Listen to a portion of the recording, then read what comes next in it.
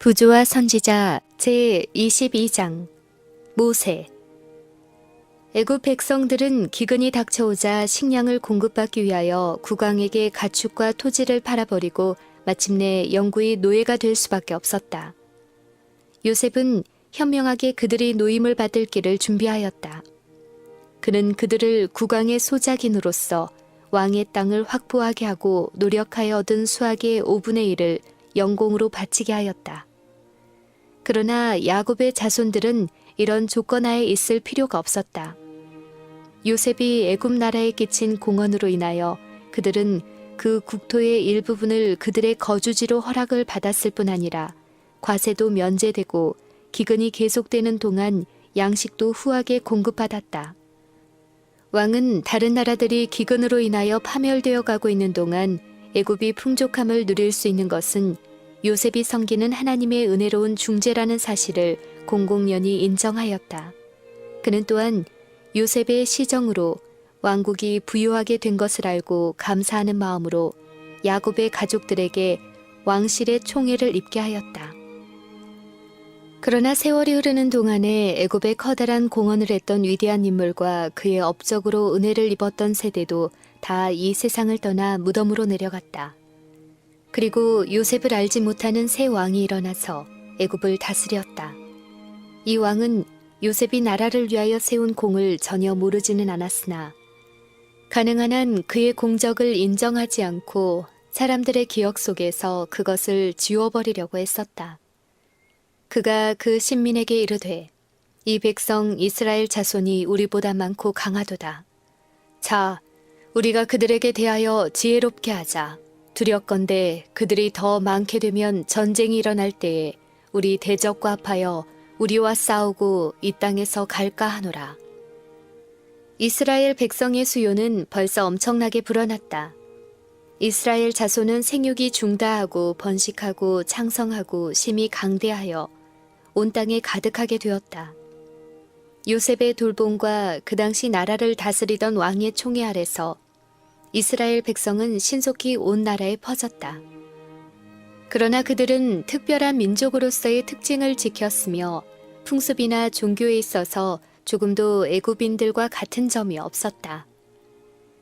그래서 그들의 수요의 증가는 왕과 그 백성들에게 전쟁이 일어날 경우에 그들이 애굽의 원수들 편에 가담하지는 않을까 하는 두려움을 주었다. 그래서 애굽의 정책은 그들을 국외로 추방하는 것을 금했다. 그들 중에는 유능하고 분별력 있는 기술자들이 많아 나라를 부강하게 하는데 기여하는 바가 컸다. 왕은 그의 장엄한 궁전들과 신전들을 건축하는데 그런 일꾼들이 필요했다. 따라서 왕은 나라의 저들 자신과 소유물을 판 애굽인들과 같은 대열에 그들을 두었다. 얼마 후에는 그들을 관할하는 감독을 세우고 그들을 완전히 노예로 만들었다. 이스라엘 자손의 역사를 엄하게 하여 고역으로 그들의 생활을 괴롭게 하니 곧 흙 이기기와 벽돌 굽기와 농사의 여러 가지 일이라. 그 시키는 역사가 다 엄하였더라. 그러나 학대를 받을수록 더욱 번식하고 창성하였다. 왕과 그의 모사들은 고역으로 이스라엘 자손들을 괴롭히고 그들의 수를 줄이며 독립정신을 분쇄하려고 했다. 이런 방법으로 저들의 목적을 달성하기에 실패하자 그들은 더 잔인한 방법을 고안해냈다. 일의 성격상 명령을 수행해야 할 입장에 있는 산파들에게 히브리인의 남자아이는 출생할 때 죽이라는 명령이 내렸다. 사단은 이 일의 선동자였다.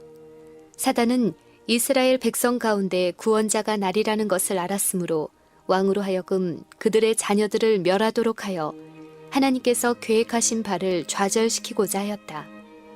그러나 산파들은 하나님을 두려워하여 감히 그 잔인한 명령을 수행할 수 없었다.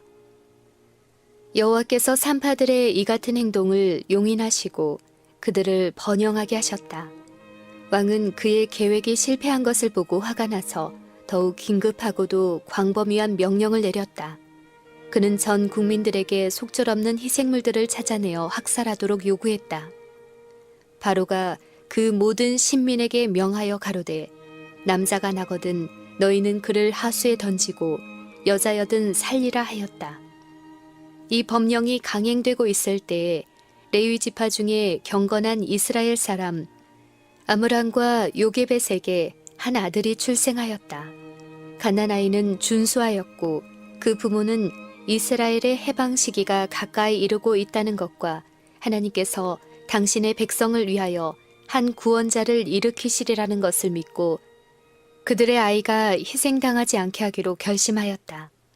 하나님께 대한 믿음은 그들의 마음을 강하게 해주었으며 임금의 명령을 무서워 아니하였다. 어머니는 아이를 3개월 동안 감추어 두고 길렀다.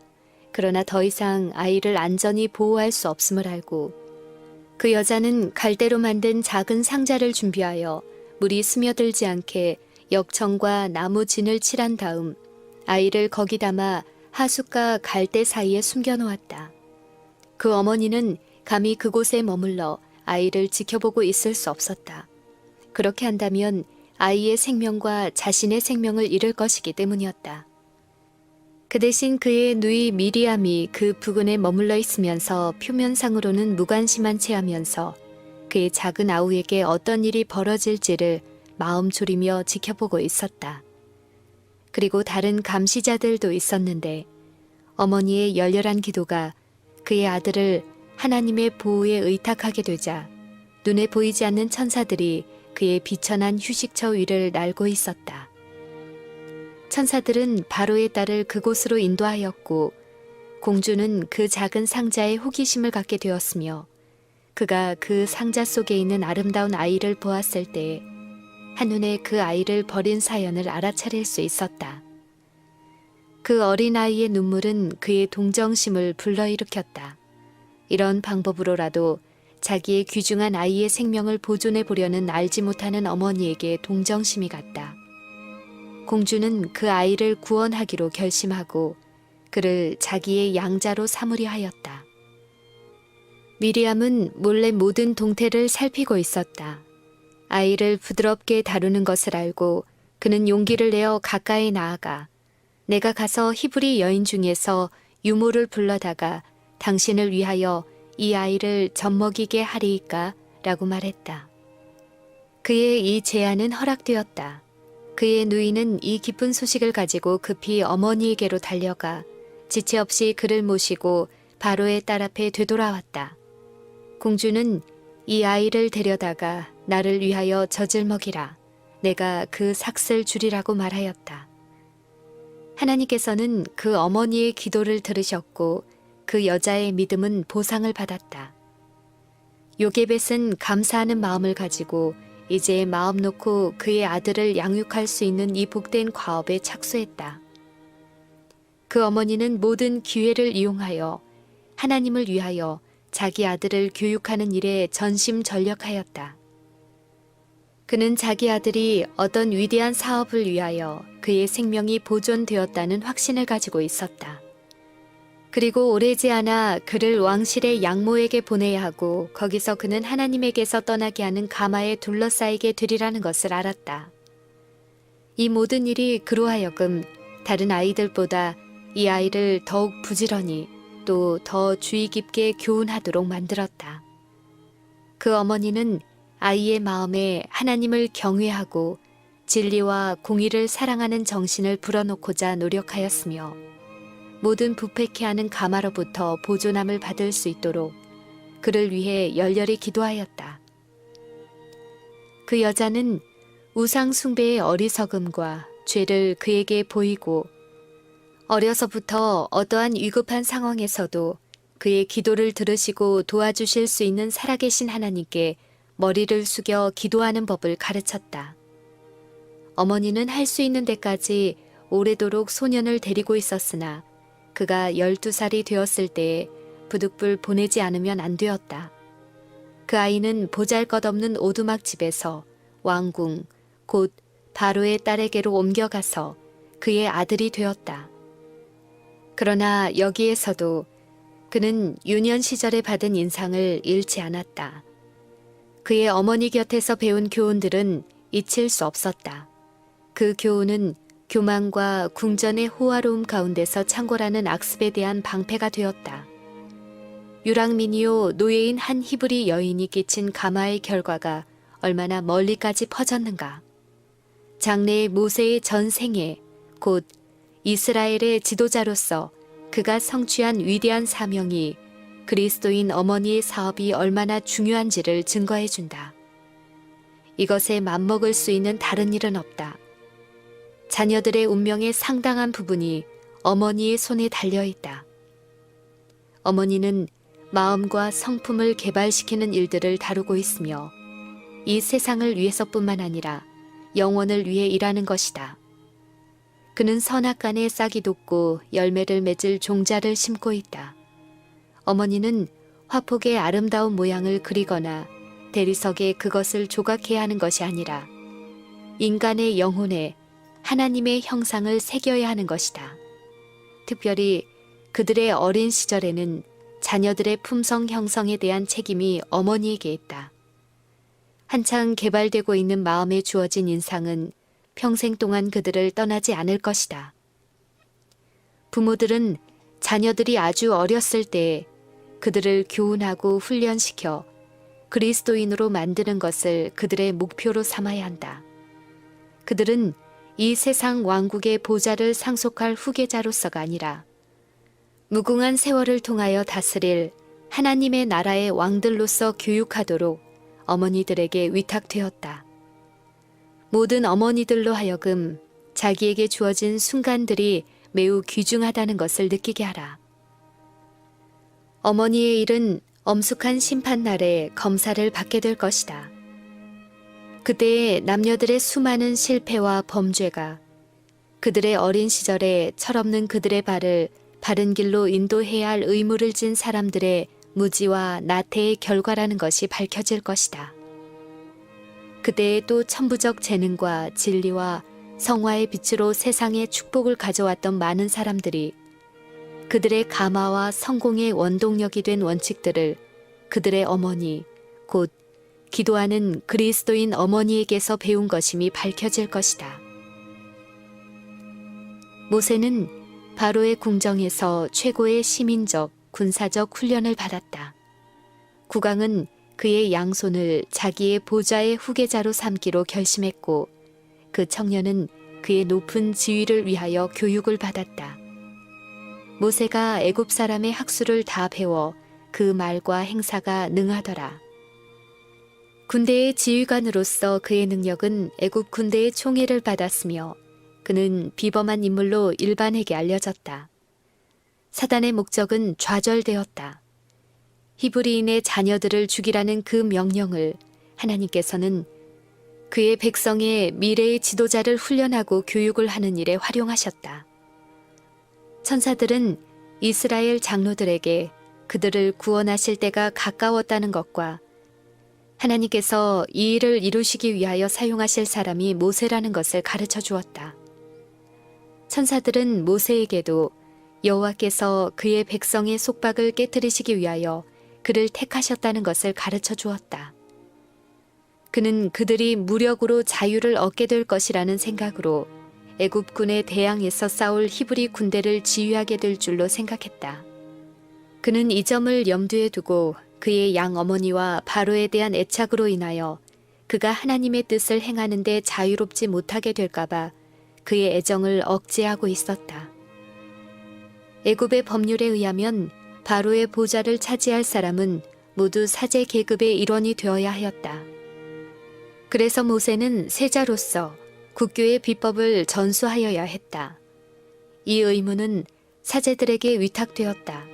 그러나 그는 열심 있고 꾸준한 학생이었으나 거짓 신들을 예배하라는 권고를 받아들일 수 없었다. 그는 왕위를 상실할 것이라는 위협을 당했고 그가 히브리 사람의 신앙을 고집할 것 같으면 모자간의 의를 끊겠다는 경고를 공주로부터 받기도 했다. 그러나 천지의 창조주이신 오직 한 분 하나님 외에는 아무 다른 신에게도 경배하지 않겠다는 그의 결심은 흔들리지 않았다. 그는 사제들과 예배자들에게 감각이 없는 대상을 미신적으로 숭배하는 일에 어리석음을 보이며 따졌으나 아무도 그의 변론을 논박하거나 그의 목적을 변경시킬 수 없었다. 그러나 그의 높은 지위와 그가 왕과 백성들 양편에서 받는 총애 때문에 당분간 그의 확고부동함은 묵인되었다. 믿음으로 모세는 장성하여 바로의 공주의 아들이라 칭함을 거절하고 도리어 하나님의 백성과 함께 고난받기를 잠시 죄악의 낙을 누리는 것보다 더 좋아하고 그리스도를 위하여 받는 능욕을 애굽의 모든 보화보다 더 큰 재물로 여겼으니 이는 상주심을 바라봄이라. 모세는 세상의 위인들 중에서 더욱 뛰어난 자리를 차지하고 당대의 가장 영광스러운 나라의 궁정에서 빛을 발하고 그 나라의 권세의 호를 휘두르기에 적합한 사람이었다. 그의 훌륭한 지력은 그로 하여금 각 시대의 위인들보다 더욱 뛰어나게 했다. 역사가요, 시인이요, 철학자요, 군대 장관이요, 입법자로서 그와 견줄 사람은 아무도 없었다. 온 세계가 자기 앞에 있었으나 그는 부와 존귀와 명성을 얻을 수 있는 가망성을 거절하고 도리어 하나님의 백성과 함께 고난받기를 잠시 죄악의 낙을 누리는 것보다 더 좋아할 수 있는 도덕적 힘을 가지고 있었다. 겸손하게 순종하는 하나님의 종들에게 주어질 최후의 보상에 관하여 가르침을 받은 모세에게는 세속적 이익은 아무런 가치가 없었다. 바로의 장엄한 궁전과 왕의 보좌가 모세를 유인하고 있었다. 그러나 모세는 그 궁전 안의 사람들로 하여금 하나님을 잊어버리게 만드는 죄악적인 쾌락이 있다는 것을 알고 있었다. 그는 호화찬란한 궁전 저편, 곧 군주의 왕관 저편에 있는 죄로 물들지 않은 나라에서 지극히 높으신 분의 성도가 받게 될 지극히 높은 영광을 바라보았다. 그는 믿음으로 하늘의 왕께서 승리자의 머리에 씌워주실 불멸의 왕관을 바라보았다. 이 믿음이 그로 하여금 비천하고 가난하고 멸시받는 민족과 연합하도록 했다. 모세는 40세까지 궁정에 머물러 있었다. 그는 때때로 동족의 비참한 상태를 생각하고 노역에 종사하는 동포를 방문하여 하나님께서 그들을 해방시키기 위해 역사하시리라는 보증으로 그들을 격려하였다. 때때로 그는 동족이 불공평하게 압박당하는 광경을 보고 흥분하여 그들의 학대에 대하여 복수심을 불태우곤 했다. 어느 날 그는 궁전 밖에서 한 애굽 사람이 이스라엘 사람을 때리는 것을 보고 달려들어 그 애굽 사람을 쳐 죽였다. 그 이스라엘 사람 외에는 아무도 그 살인을 목격한 자가 없었으므로 모세는 즉시 그 시체를 모래에 묻어버렸다. 이제 그는 자기 백성의 해방 운동을 지지할 준비가 된 것을 스스로 나타냈으며 그들의 자유를 회복하기 위하여 봉사하게 되기를 바랬다. 저는 그 형제들이 하나님께서 자기의 손을 빌어 구원하여 주시는 것을 깨달으리라고 생각하였으나 저희가 깨닫지 못하였더라. 그러나 그들은 아직 자유를 얻을 준비가 되어 있지 않았다. 이튿날 모세는 두 히브리 사람들이 서로 싸우는데 그중 한 사람이 분명히 잘못된 것을 보았다. 모세가 그 잘못한 사람을 책망하였더니 그는 곧 책망하는 사람에게 참견할 권리가 없다고 대꾸하면서 비열하게도 그의 범죄를 비난하였다. 그는 누가 너를 우리의 주제와 법관을 삼았느냐? 내가 애굽 사람을 죽인 같이 나도 죽이려느냐? 라고 말하였다. 사건의 전말이 신속하게 애굽 사람들에게 알려졌고 크게 과장되어 곧바로 바로의 귀에 들어갔다. 이 같은 행위는 매우 중대한 의미를 가졌다는 것과 모세가 그의 백성을 지휘하여 애굽 사람들을 대항하여 그 정부를 전복하고 스스로 왕위에 오를 계획을 세웠다는 것과 그가 살아있는 한 그 나라가 안전하지 못하다는 것 등이 왕에게 제시되었다. 왕은 당장 모세를 죽이기로 결정하였으나 모세는 이미 신변의 위험을 느끼고 아라비아로 도망하고 없었다. 여호와께서 모세의 길을 인도하셔서 그로 하여금 미디안의 제사장이요 왕인 이드로의 집에서 거처를 찾게 하셨다. 이드로는 참 하나님을 경배하는 사람이었다. 얼마 후 모세는 이드로의 딸들 중 하나와 결혼하고 거기서 그의 양떼를 지키는 목자로서 장인을 섬기면서 40년 동안 머물러 있었다. 애굽 사람을 죽임으로 모세는 조상들이 누누이 범한 과오, 곧 하나님께서 하시겠다고 약속하신 일을 자신들의 손으로 처리한 과오를 반복하였다. 하나님의 뜻은 모세가 생각한 대로 전쟁으로 그분의 백성을 해방시키는 것이 아니라 영광이 그분께만 돌려지도록 그분 자신의 능하신 힘으로 하시는 것이었다. 그러나 하나님께서는 이러한 경솔한 행위도 당신의 목적을 달성하시는 데 사용하셨다. 모세는 아직 위대한 그의 사업을 성취할 준비가 되어 있지 않았다. 그는 아브라함과 야곱이 배운 동일한 믿음의 교훈, 곧 하나님의 약속의 성취를 위하여는 인간의 힘이나 지혜를 의지하지 말고 그분의 능력에 의지할 것을 배워야 했다. 그리고 한적한 산중에서 모세가 배워야 할 다른 교훈들도 있었다.